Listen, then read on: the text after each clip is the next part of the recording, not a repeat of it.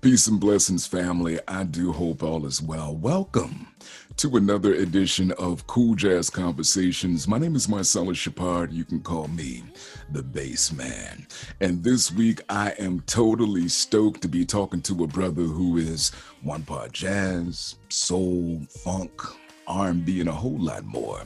He is celebrating the release of his latest compact disc album, LP. It is simply amazing. It is called Stronger. It is out now. He is the musical son of Philadelphia, Mr. Trombone, Jeff Bradshaw. Welcome to Cool Jazz Conversations, brother. Thank you for having me, good brother. It's always a pleasure. It's like being, we family, so it's always a blessing to be with you. I'm truly proud to call you a friend. We go back 15 plus years now, 17 or so since 17 years. Since you put out your first one, and I've been rocking with you since day one. Bringing you to town on multiple occasions, and you, of course, trusting my ear with your music over the years, man. I truly appreciate you for it, man. How you doing first and foremost, and how's the family? Oh man, I am even in the midst of what we're going through, what we're all going through. I consider myself truly blessed. All my children, my family, everybody's healthy, and we are truly blessed and fortunate in this most difficult time. Yeah, difficult to say the least. 2020, man. We'll get into 2020 in a second, but for those who might be living under a rock, Jeff, for whatever reason, have not had the exposure to you that many have, your resume, it reads like a who's who in music, working with royalty from Patti LaBelle to Earth, Wind & Fire, Erykah Badu, The Roots, serving as musical director for Jill Scott and Floetry. Who was the first person to pretty much trust you with the sound of their band?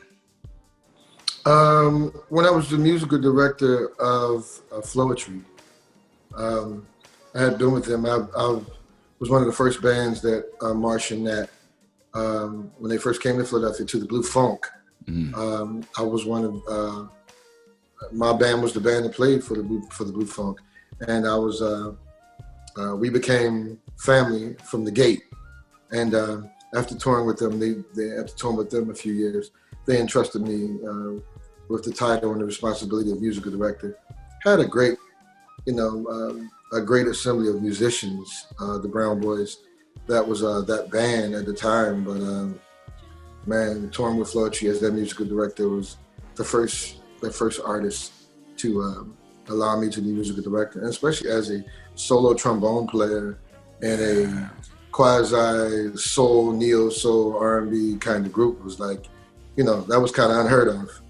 Most definitely, and you bring up a great point there, because outside of a few instrumentalists that have led bands with the bone, you truly are one of the few that have had quite a bit of success playing across genres, playing the bone as the lead. What kind of pushback did you receive from anybody out there along the way who couldn't necessarily conceive the bone being a lead instrument?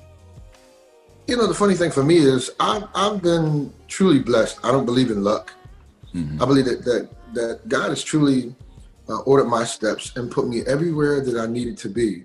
Either I was in the horn section or I was the lead bone player. And what it did was also taught me from a musical standpoint how to be an artist, how to be out front. So I've learned with every artist that I've ever toured with, every artist that I've ever recorded with, I've always learned how to be center stage. So when my number was called by God when it was my time to be an artist and to be, the headliner of my own music, I was ready to go. And ready to go, you've definitely been, man. 2020 has been the year that none of us saw coming, and you are a brother who always stays in the streets, always performing somewhere, a heavy touring schedule. How has it been for you? I know you were starting to get out there now in support of the new album, but how was it early on, March, April, May, for you being at home, quarantine? What kind of mental state was Jeff Bradshaw in? And how were you able to push through that musically? It was crazy because at the time I was coming off of the busiest 3 years of my career after my illness back in 2016. Coming through all of that, it was the busiest 3 years of my career, doing my own tours and touring with Patti LaBelle. And I was in Tampa playing the Strawberry Music Festival. Playing the Strawberry Festival in Tampa with Patti LaBelle when we got word that we would be going home after that show, and that, you know, Live Nation had shut everything down. So since then, it's been interesting because I was excited. The year this was going to be my year, and with the new record coming out, and we just had to keep pushing back.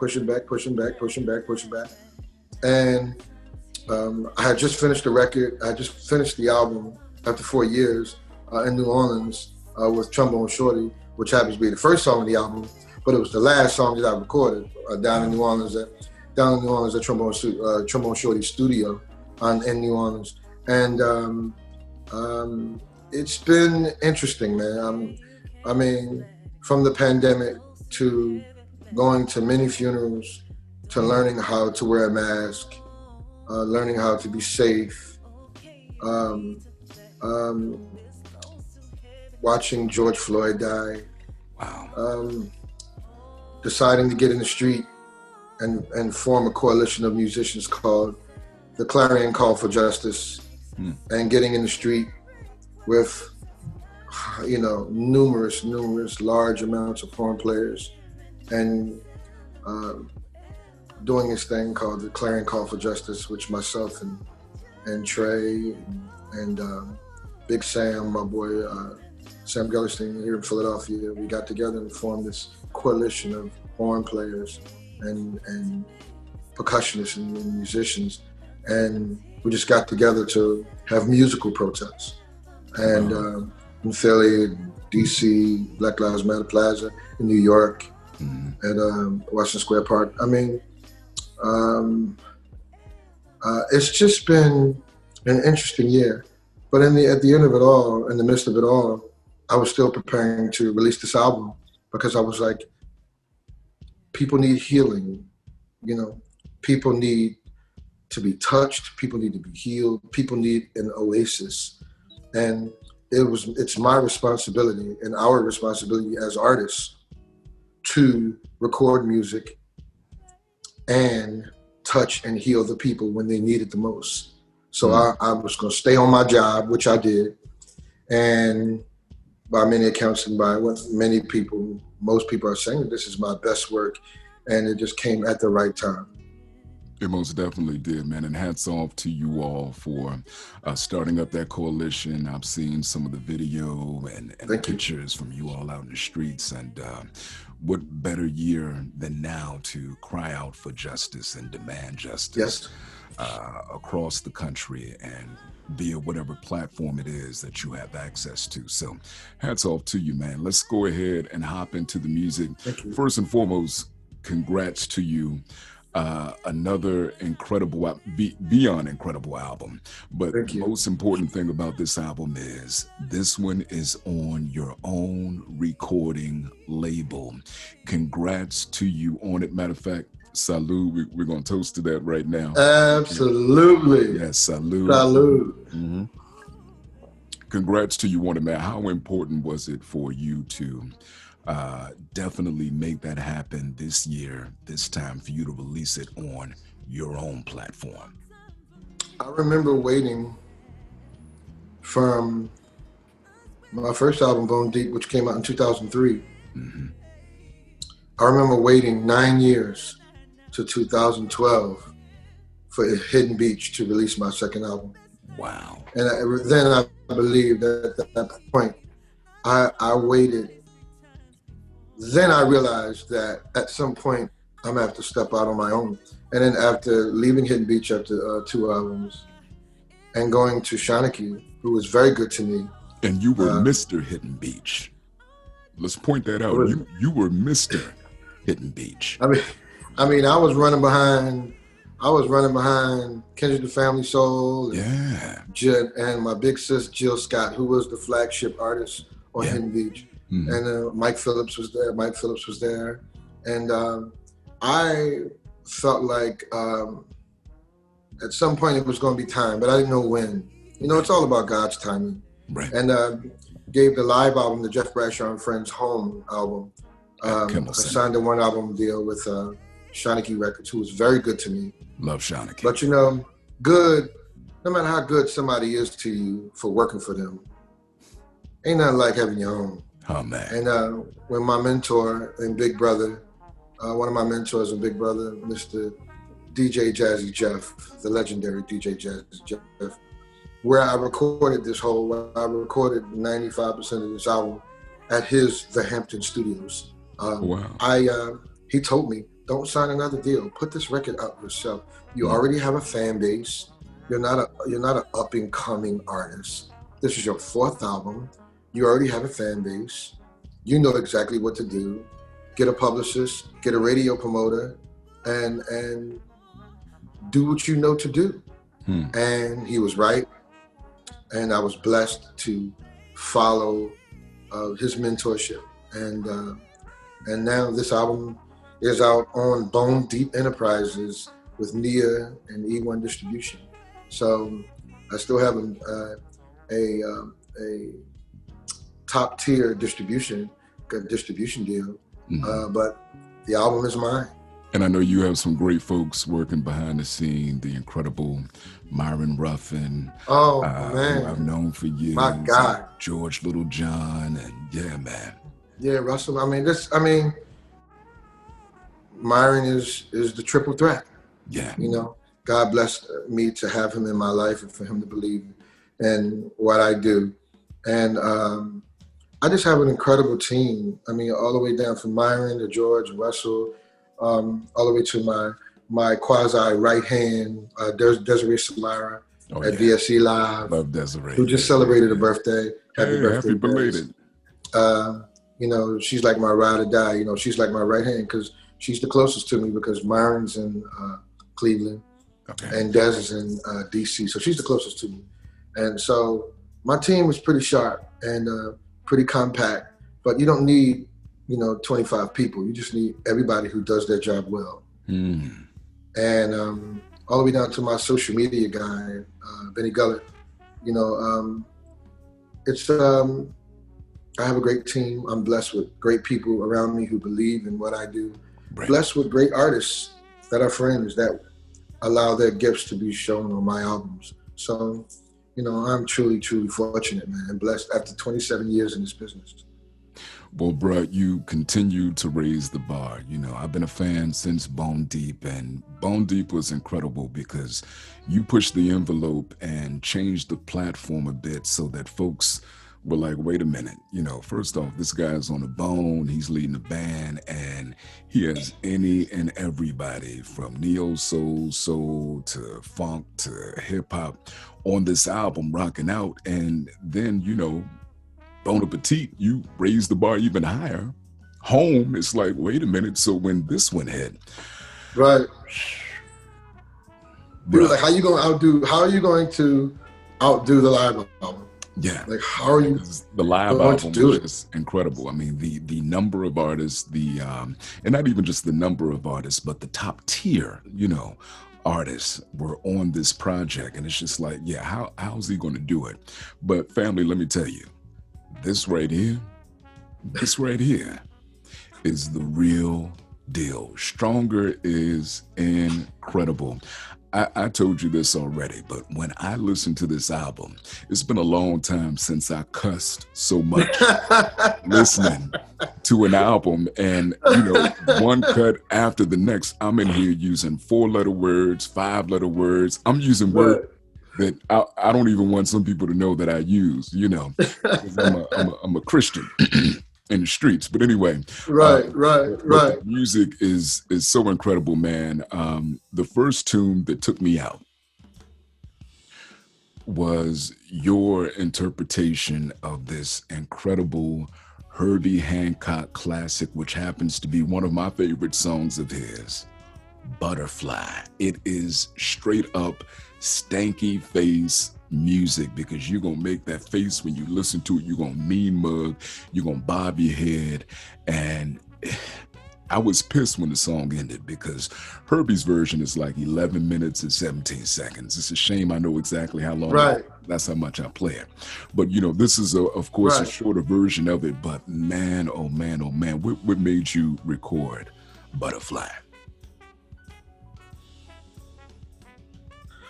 Herbie Hancock is the master teacher. Yeah. He's master teacher. And I've always loved the song. I've always wanted to record one of his songs, but I had to wait for the right time, and I had to wait for the right song.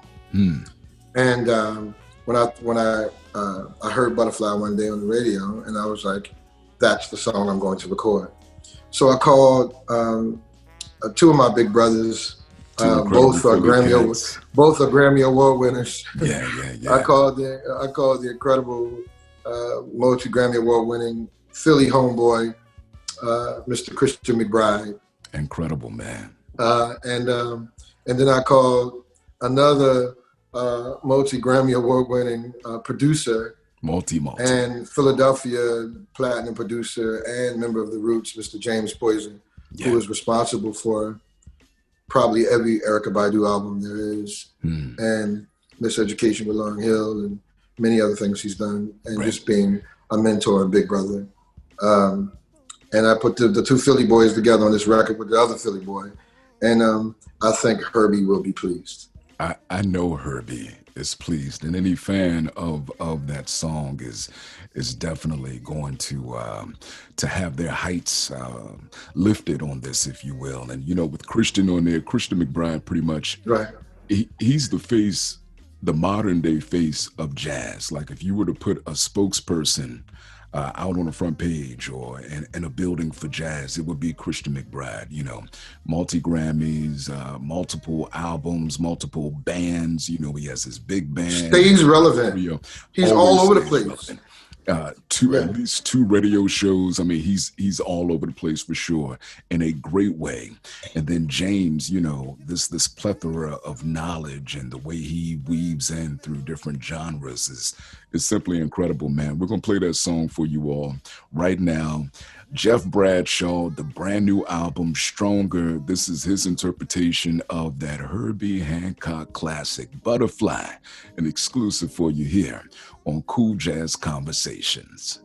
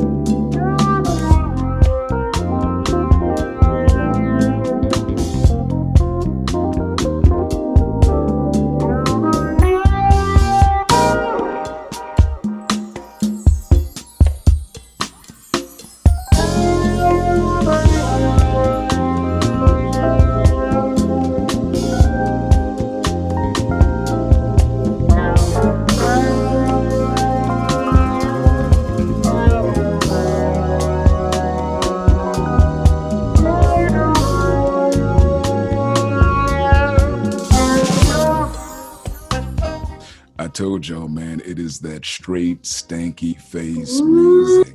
Yes, Butterfly, that Herbie Hancock classic. You can find it on the brand new release, Stronger. We are hanging out today with none other than a brother who is definitely a friend, a brother who has blessed our ears in so many years over the years, better yet. And that is none other than Mr. Trombone, Jeff Bradshaw. Jeff, again, thanks for hanging out here on Cool Jazz Conversations, brother. Appreciate you. I'm glad to be here, man. Yes, sir. We sipping in chat. Yeah, man, that's what it's all about, for sure. You talked briefly about your mentor, Jazzy Jeff. mentorship is so important in any and every business because you have to be guided by those who have already been where you want to go or who have been in your shoes and who can lead you down that pathway. But who are you mentoring right now? That's a very good question. I can't say that I think I might be subconsciously mentoring, but they're all my brothers of mine that are trombone players. Mm-hmm. I don't think I'm mentoring them. I think that we just fellowship together. My man Curtis Jones out of Baltimore, one of my brothers who's an artist in his own. Hopefully we'll get to record together a song, The Sermons, out of Atlanta. I'm not his mentor, but we're just brothers with fellowship. And Big Sam Williams, Big Sam's Funky Nation. These are just my brothers. I don't think I mentor anybody. I think I fellowship with my brothers. Obviously, Trombone Shorty, and Sam, and it's just a network of all of these trombone players who are now, a lot of them I met during the Clarion Call, our musical all-horn protest. A lot of trombone players that I met, and I think I haven't specifically mentored anyone. I just try to give information to my brothers that are artists. Matt Cappy, trumpet player, who's taught me for many years. Mike Burton out of Atlanta. People that are indie artists like myself who are just kind of getting started with it. I try to give them, I try to help navigate them around the potholes and the pitfalls and try to give advice on what I know about my experience. The same way that it's been given to me. I mean, I have several mentors, people that I consider mentors: Jazzy Jeff, Najee, Eric Roberson, Raheem Devon, who taught me, Radio Raheem, who taught me how to use social media, who taught me how to use Twitter. Raheem taught me how to use Twitter, taught me how to use Instagram. Raheem taught me how to use social media. Will Downing, another big brother and mentor, people that I reach out to for advice. These are people that I reach out to for advice. Kenny Lattimore, like these people, these guys, Glenn Jones, Ronnie Garrett, Mr. Showman. These are people who I reach out to for counsel, for advice, for prayer, and guys I reach out to just when I just want to talk to one of my big brothers when I'm having a rough time in this business. And I also have female mentors. Okay, talk to me. I got female mentors. I call Mesa is one of my big sisters. I call and talk to Mesa, Kim Burrell, Algebra Blessed, Selena Johnson. These are like Kanya Doss. These are like my big sisters, man, that I just call and talk to when I need advice or when I just need to talk to one of my big sisters. And I'm truly blessed. Yeah. I would say that, even though you feel that you might not have one person or a couple that you're directly talking to as far as mentorship, you're mentoring from the standpoint of you always give these younger cats an opportunity to join you on the bandstand. I was talking to Art Sherrod Jr. recently, and he was telling me about a show my guy he did recently. Yeah, that's my guy too, man. We play golf together. We smoke cigars and have libations together on a regular. But he was telling me about a young man by the name of Henry, who was on the bandstand with you. Tell me about Henry. Or maybe that might not be his name. Oh, yes. Henry Turf. That is Henry. Okay, gotcha. Yeah, Henry Turf. He's went to College of Performing Arts in Philadelphia. He's from Eritrea. He's East African. And grinded his way up. He just grinding his way up through the ranks in Philadelphia. And I saw his hard work, his grind, his hunger. And I let him sit in with me a couple times. And then I made him a part of my band. And he's incredible. He's a great study. He prepares well. He has a great attitude. He has matured. as we all have. He has a great attitude. And when I think the biggest test was when Mike Burton couldn't make a few shows with Patti LaBelle when I toured. I put him in that position to sub for Mike, and he did a great job. And he's a great kid, and he has the right spirit, and he loves Philadelphia, and he's a pleasure to work with, man. Most definitely, man. That's what it's all about, man. Each one teach one, and giving cats an opportunity. Over the years, with your albums, there's, initially with Bone Deep, it was a really good balance of instrumental to vocals. You've definitely done more vocals recently. How hard is it for you, or what is your process then when you're putting an album together? Do you sit there and say, you know what, I'm gonna go 80% vocal on this, or I'm gonna let the chips fall where they may?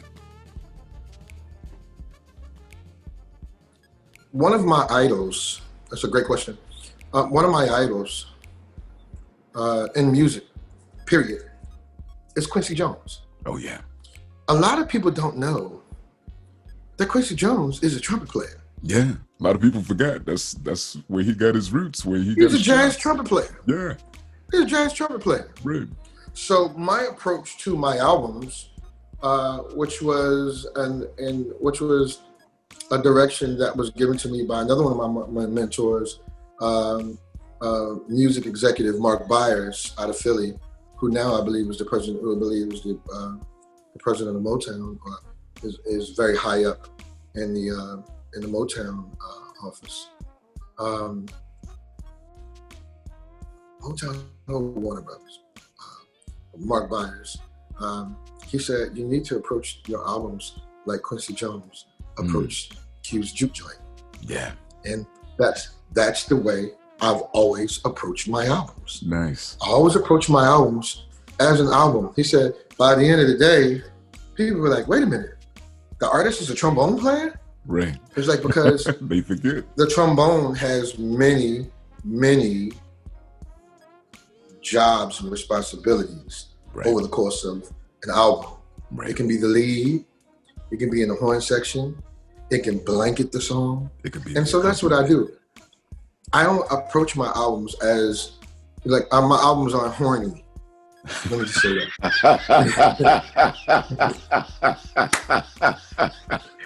No, my albums aren't horny. Right. Although for some people it may make them horny. Right, my albums aren't horny.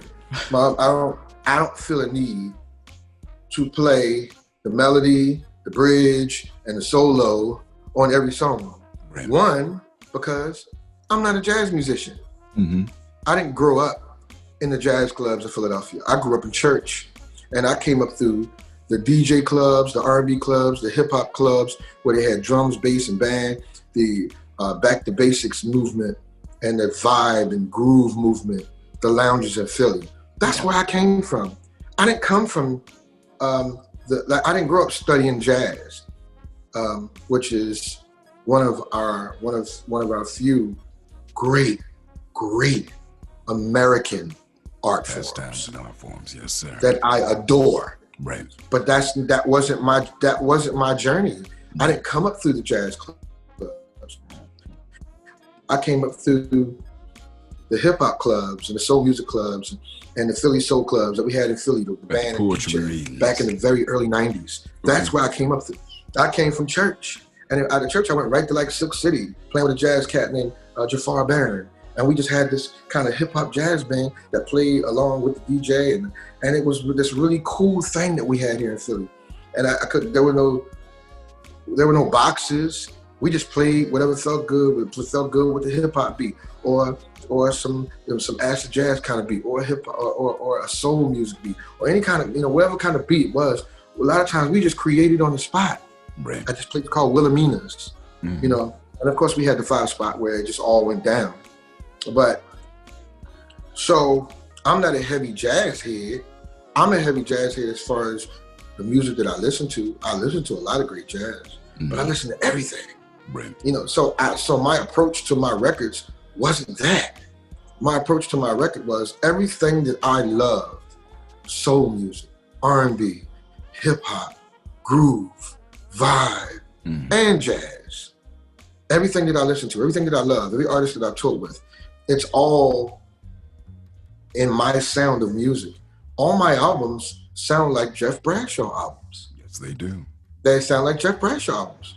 They don't sound like Robert Glasper records. They don't sound like the RH Factor. Right.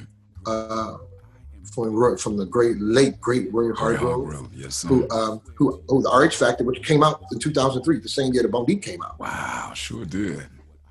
Wow. Yeah, they gave him the Grammy for that. They gave the great Roy Hargrove the Grammy for that. Who am I to argue about that? I'm a big fan of Roy Hargrove, but my Bone Deep album was a killer. It was. You say what you want. I had Jill Scott, Floetry, Glenn Lewis, Darius Rucker, Gerald Fusely. I mean, that record was killing. But I try to create music from the perspective of a producer. I'm the executive producer of this album. I create these albums from the perspective of a producer, and then I play on songs. And even Robert Glasper told me, who was my co-executive producer on the live album. Rob said, complete nut. Rob was like, man, look how many solos I took on Black Radio. He might have took 3 solos on the whole album. Right. He said, it's really about creating a movie. My albums, I try to create movies. You put it on and watch it from beginning to end. Listen from beginning to end. And then there are songs where I play just songs where there are no vocals. There are songs where there are vocals, where I play different roles that I've played in the music business, playing in the horn section on great songs like Butterflies by Michael Jackson, Half Crazy by Music Soul Child. Like, I played on a lot of big records. Yeah. But that's the approach that I take to these records. I take the approach of a conductor, of a producer.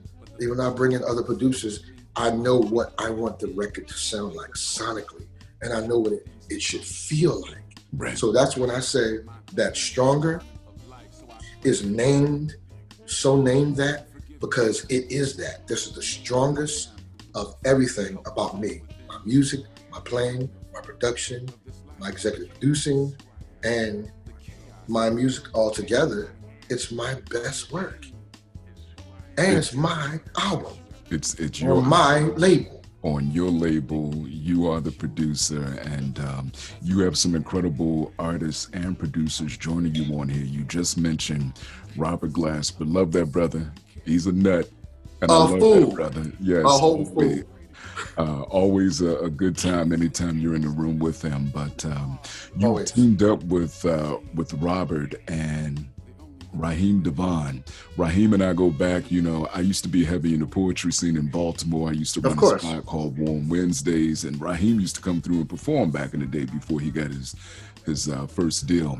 Nonetheless, we go back some time, but you teamed up with both of them on a tune that as soon as I heard, anytime you hear the original, you pause.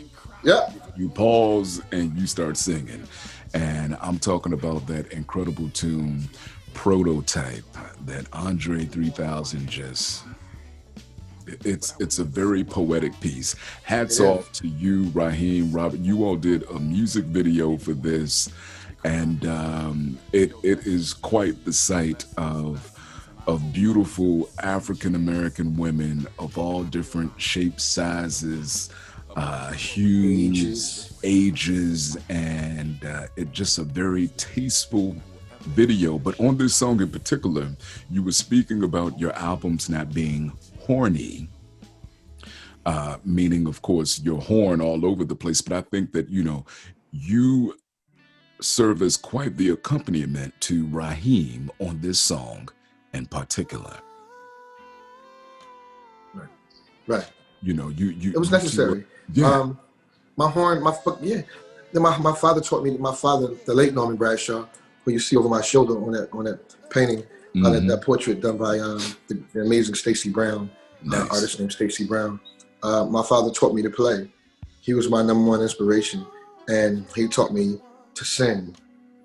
Like, I didn't learn to play like in the traditional sense of learning to play the trombone by learning the scales. I learned that afterwards, but he taught me to sing with the trombone. The trombone is an extension of my voice. So it's easy for me to sing along with Raheem on. Yeah. Right. That's exactly what it is. Yeah. Mm-hmm. It's easy for us to do that together because singing was the first way that I learned how to play trombone. I learned how to make the trombone sing. I do my best with the gift that God gave me and what I've learned to expound on my knowledge in music. But that's the way I learned. And I've always loved that song, always wanted to record it. And when I recorded it with the band and I sent it to Raheem, he just destroyed it. He just destroyed it. With Raheem, I mean, shout out to the Love King, who is dropping a record very, very soon as well. Nice. His new album is about to come out. So I'm excited about that as well. I'm always excited about when Raheem's great release new music. I celebrate with him. You know, everybody doesn't celebrate with you. No. No. I'm just saying. I have friends in the business and I have peers in the business. Right. And I have family in the business. Mm-hmm. Everybody doesn't celebrate with you. Yeah. I am truly blessed to have amazing friends and family in this business. Raheem is definitely one of those who, if he's with you all the way. All the way. Yeah. He's like, send me some more music. I want to sing or whatever else you got. This sounds great. Let me know whatever else you need from me. Let me know. Send it to me tomorrow. I'll record it. He'll record it, send it back in 2 days. Song fully done. Wow. Like when Raheem ride with you, he rides with you. I love him. That's my brother. I love Raheem. That's my brother. And anything he asks me to do, I'm there. Because anything I ever ask him to do, he's always there for me. Always there for me. With the right spirit. Robert Glasper too. Same thing with Robert Glasper. Yeah. Once I finally get him on the phone, because you know, right. Robert's schedule is crazy. Yeah. His schedule is crazy. Yeah. You know, his you know, Robert's schedule is booked a year in advance, you know. So he knows where he's going before the year comes up. His whole year ahead is already booked, you know. So once I nail him down, he said, you know, he said, you understand, because he said, you just send me reminders. And I sent him a reminder to shoot that video. I mean, I sent him the song. He got a lab in his house. Right. So he put Rhodes and piano on Prototype. That was easy. But to get him to do the video, I had to keep sending him reminders. Right. Like every 2 days. Every 2 days was like, don't forget, blah, blah, blah, blah, blah, blah. And then he was like, day before, he was like, where did you send the transportation information? That's, you know, I sent him on because you know he's right in New York. Right. So I sent him a train ticket, got him a hotel, sent the car for him. He came in, me, him, and Raheem. We had a ball. I know y'all did. I'm sitting there with the video like, listen, man. Gosh. We had so much fun together that day. We had a ball. Shout out to Marky Odom, incredible makeup artist out of Philly. Shout out to Marky Odom. We had such a good time. I mean, 2 bottles of Hennessy, and I had my cigars, and we were such in a great place. I'm sure. And, you know, just like the video says at the beginning of the video, you know, Prototype, the celebration of the ultimate woman.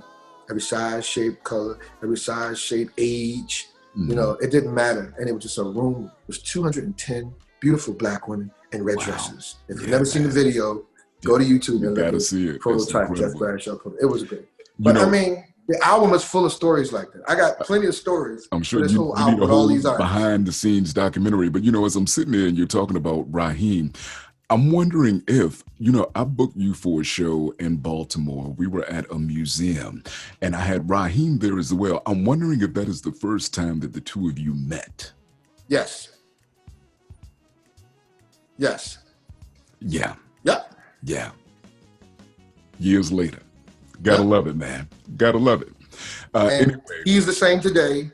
He is the same today. Yes. As he was that day. Yeah. Hungry.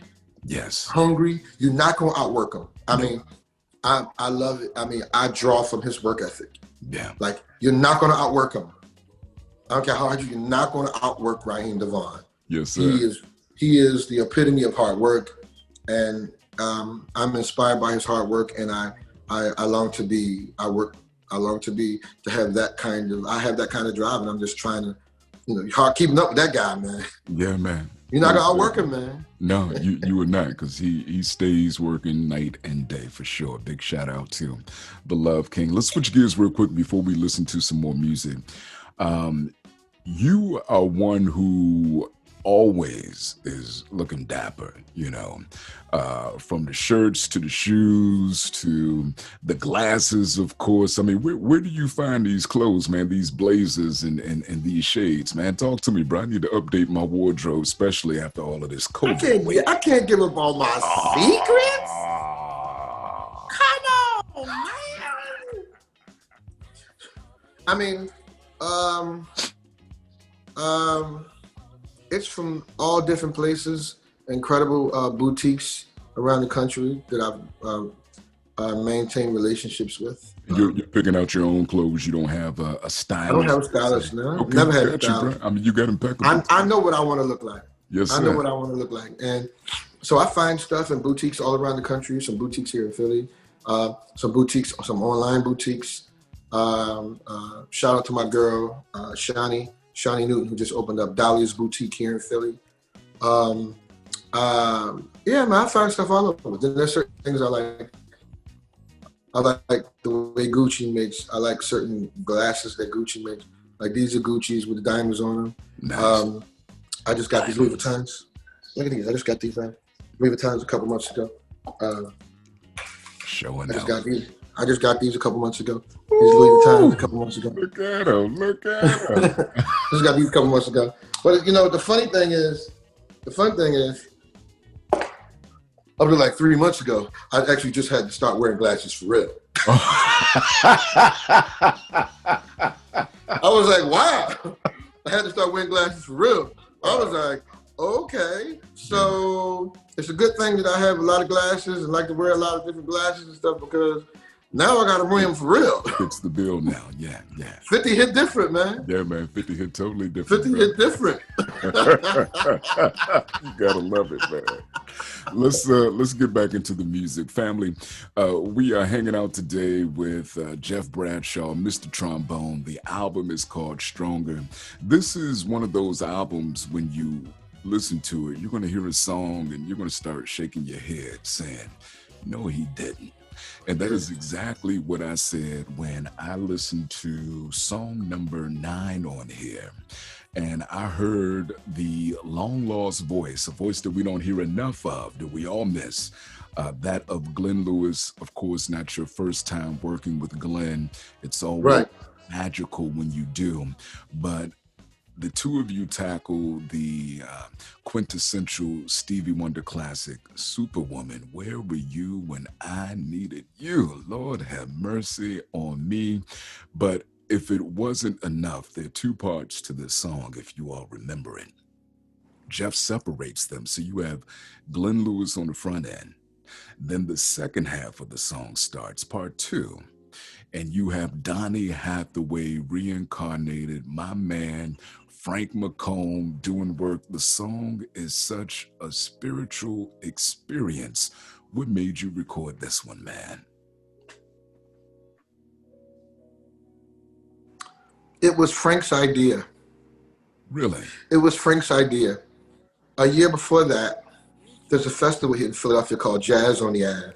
Mm-hmm. Christine Brown of Beach Community Services puts on this outdoor music festival on the campus of Temple University at Broad and Cecil B. Moore here in Philadelphia. And kind of made me kind of like the curator of it. So I kind of headlined it, almost like how the Roots have their Roots picnic. This was kind of like Jazz on the Ave, but I would headline every year, but I would have different guests. It would be Jeff Bradshaw and friends every year, but it would be different guests every year. So this one particular year, I had Frank McComb, Glenn Lewis, Tony Rich,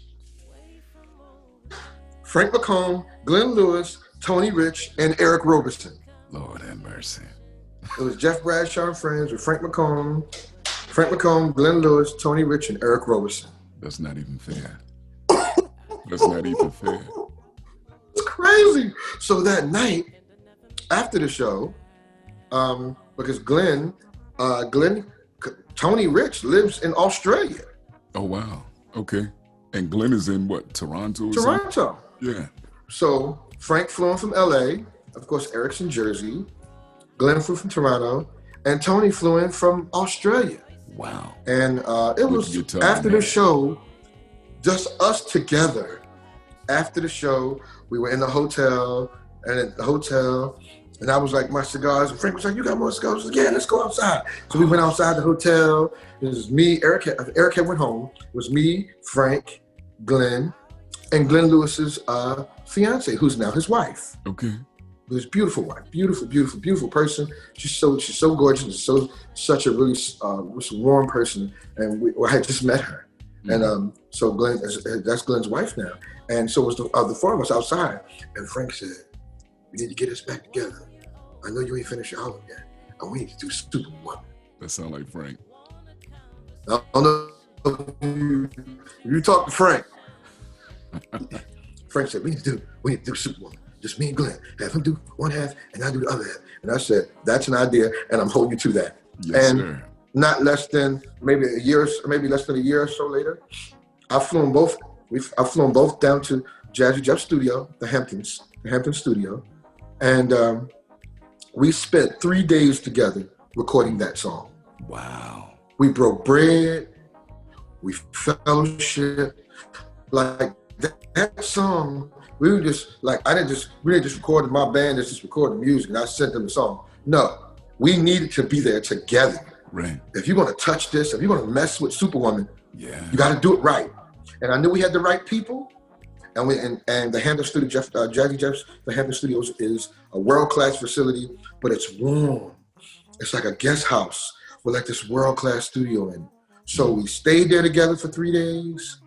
We lived there for 3 days together. We fellowshiped. We had breakfast, dinner.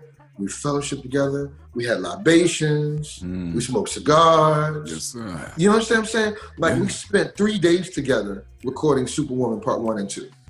And that's why it feels, and my amazing band, musicians from my amazing band, Mike Nelson,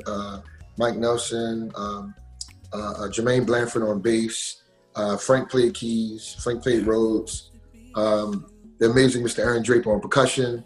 Yes, and we put this thing together, man. And just watching Frank, I have behind the scenes clips in my phone. I'm just watching Frank and Glenn just mess around with it in the studio. Yeah. It was just like, ooh, this is gonna be good. All right, we gotta let folks hear this, man, because again, I think that fellowship made all the difference in the world. Because it comes through, and I told you earlier, it was a spiritual experience for me listening to this song. Right. Yeah, man, that makes sense now that you said that y'all fellowship together and took your time, because 3 days. We did that. We took our time, and we spent 3 days making that song. You know, and it was really important for us to be there together so we could be comfortable, no jet lag, and we're just relaxing and good night's sleep, with dinner, breakfast. We went to breakfast together. You know, and I live in Philly, but I stayed down there with them for 2 days. Wow. We stayed in the Hampton Studio. Was just like a guest house with a world-class studio on the ground floor, and it was beautiful. And big shout out to Jeff and Lynette, Jazzy and Lynette, his wife Lynette. They welcomed me with open arms to record my album there, and I will never forget that. And I'm just really appreciative to have their mentorship and their love. They really provided a space for me to record the most important album of my career. Wow. Cool Jazz Conversations. I know you enjoyed that. Superwoman, Frank McComb on the second half, Glenn Lewis on the first half. Jeff, in your own feeling, what would be, you talked about cigars, what would be the perfect cigar and libation to have listening to that song?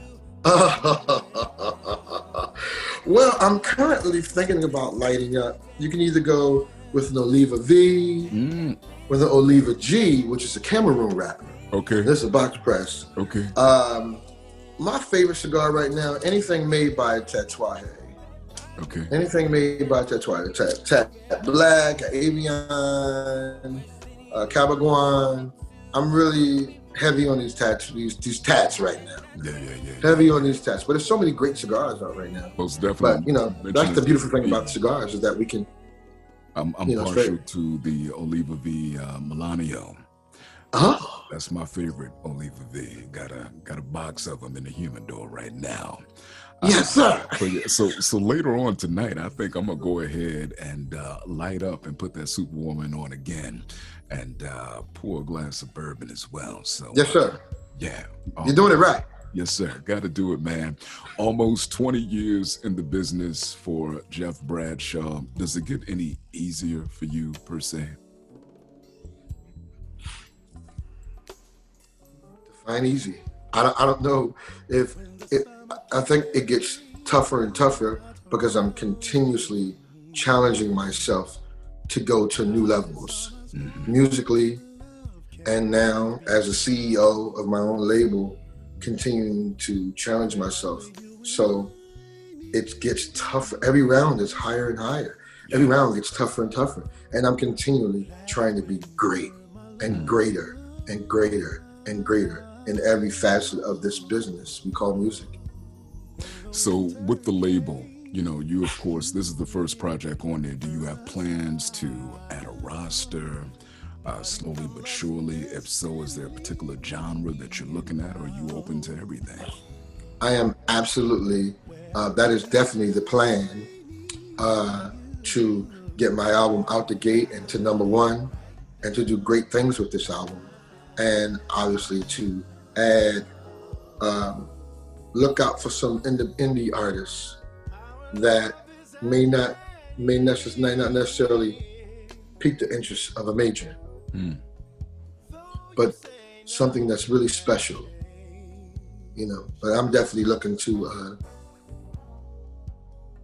doing some signings down the road, But right now my focus is on taking care of the business of Stronger and making so Stronger reaches its full potential in every way in marketing and business. Well, family, there it is. This hour has flown by. The incredible Jeff Bradshaw. He is Stronger. The album is Stronger.